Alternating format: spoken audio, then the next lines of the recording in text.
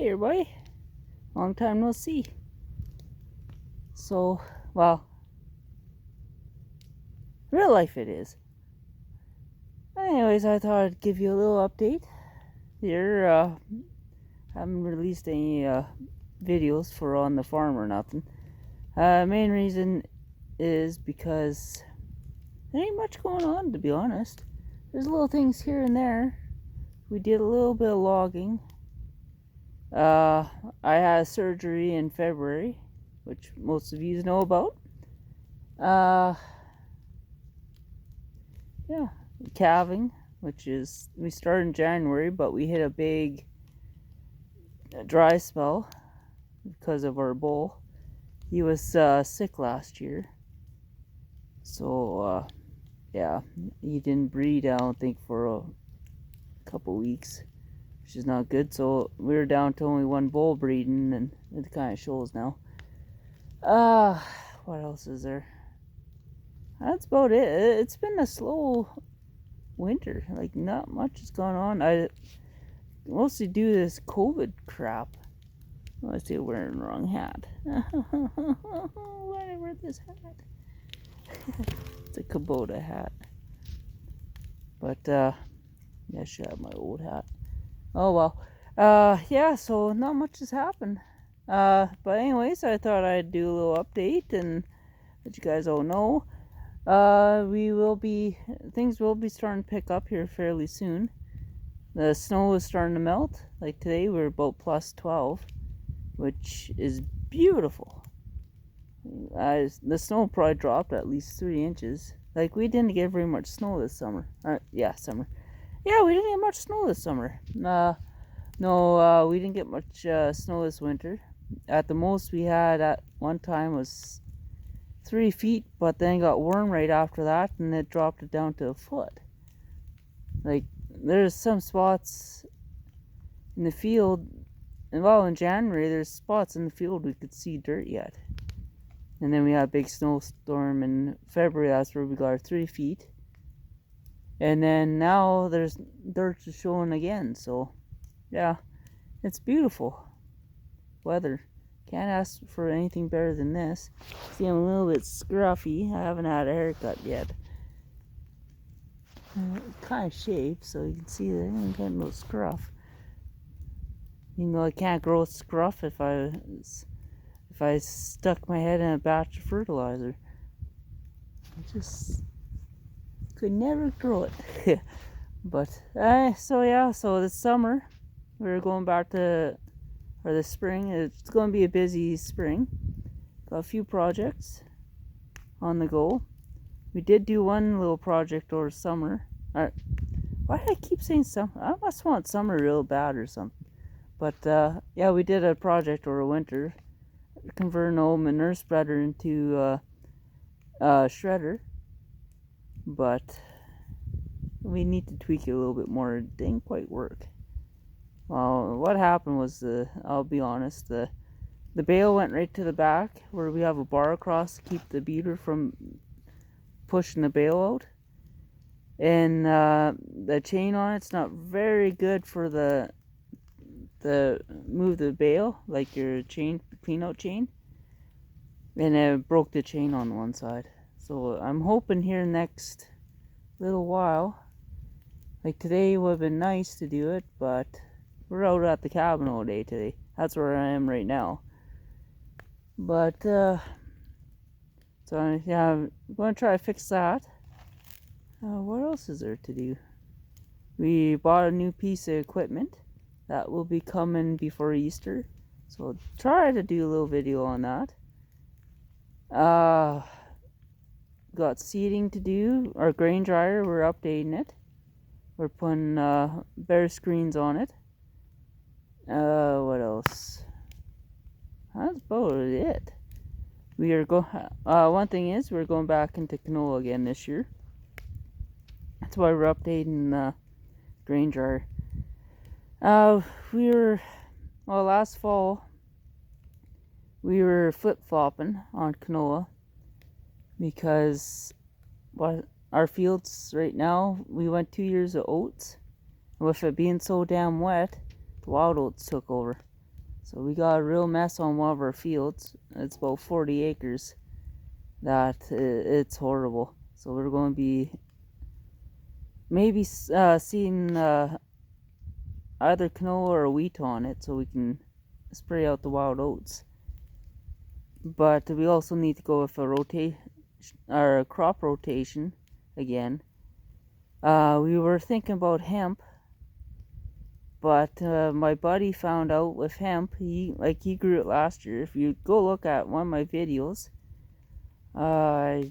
see if I can post the link. I'm not sure how really to do that, but I'll try to figure it out. No, I'll put it at the bottom and you just, yeah. But, yeah, so, yeah, I'll put in my comments if I can't. But, what happened is he grew a whole bunch of it. Like, he had 200 acres of, hemp. Baled it, he says, a bitch to bale. He said he's never baled shit like that, he goes. And he said cutting was easy. He said cutting was the easiest side of all of it. But he said the frickin' baling. He said you'd be baling along and all of a sudden you look ahead of you and it's pulling the whole swath in from about 50 yards away. He said it is just crazy. And he said and wrap around everything on his baler.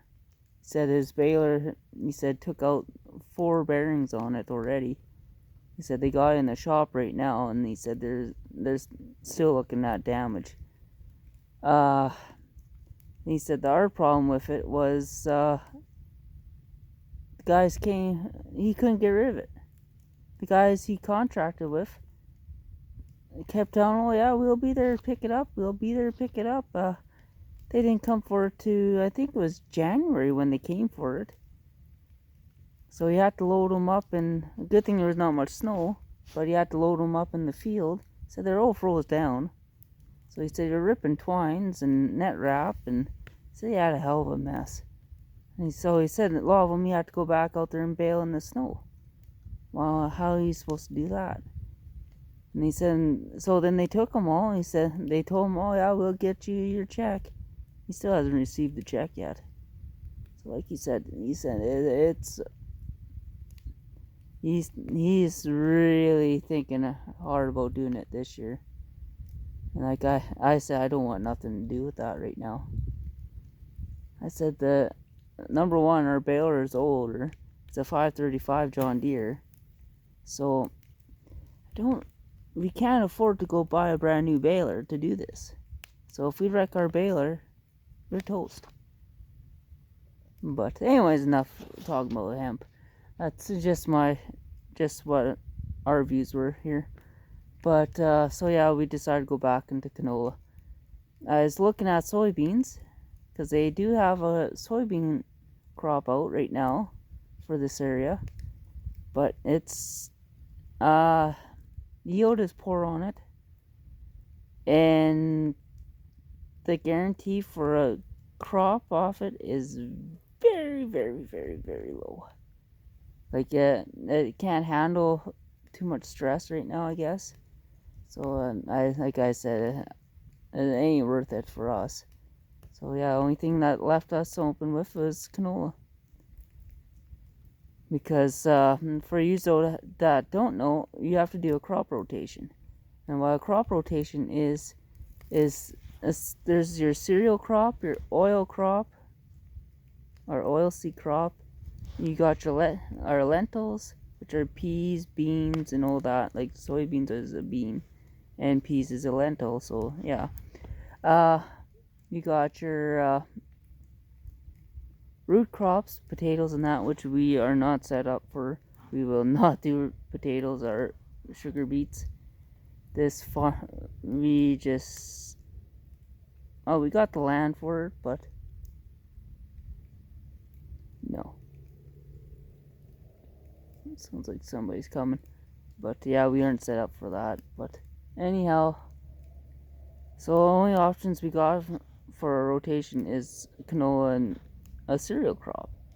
But the thing is, you can't grow a cereal crop year after year. So like us, if you seed oats, like we've been doing, you need to follow it with a different type of crop. doesn't have to be right away. You can have a 2-year rotation. Like a cereal, 2 year for cereal, then 1 year canola, then 2 years. We go a year and a year just to get everything cleaned up nice. But so we're running into that issue now that we need a different crop to come into our thing because we're getting wild oats from the oats. We haven't seeded wheat in 2 years just because wheat prices were shit. And there was a lot of hassle too. So we just wanted to do something simple. Plus we, at the time, like 2 years ago, we needed the feed, the green feed, because we had lots of, our hay fields weren't producing. So now we got hay fields producing left and right, so we don't really need the oats, but oats is a cheap crop. But anyways, so our plan now is to do wheat, oats, and canola. So the plan, we're going to be doing about, I think we're about 100 acres of canola. I'm just doing this off the top of my head because I don't have all the paperwork in front of me. About 100 acres of canola, about 50 acres of oats. Oh, no more than 50. So flat is 60. So it'll be about 100 acres of oats and about 150 acres of wheat. The reason we're doing so much more wheat is because we got some fields that we need that it's got volunteer canola growing in it because it was so wet the last 2 years. We couldn't get it all seeded in, so a lot of it was summer fall basically, but we couldn't get on it to disc or spray it, so it just took off. I actually went and baled it, cut and baled it for feed. Cows love that shit. It's a mixture of oats, canola, wheat, and quackgrass. No thistles. I was surprised. No thistles. Usually, if you leave it like that, thistles just thrive in it. But yeah, it was nice. I got about I think it was like 40 acres that we couldn't do, and we worked that. Or I cut that all. Got about 20 bales off it. Saying, well, that wasn't worth the time. Well, it's better than trying to work all of it in, because with our disc we would have got it, but it would have been burning a lot of fuel. Where it just took me about running over it with the swather once, and actually we didn't even swath it.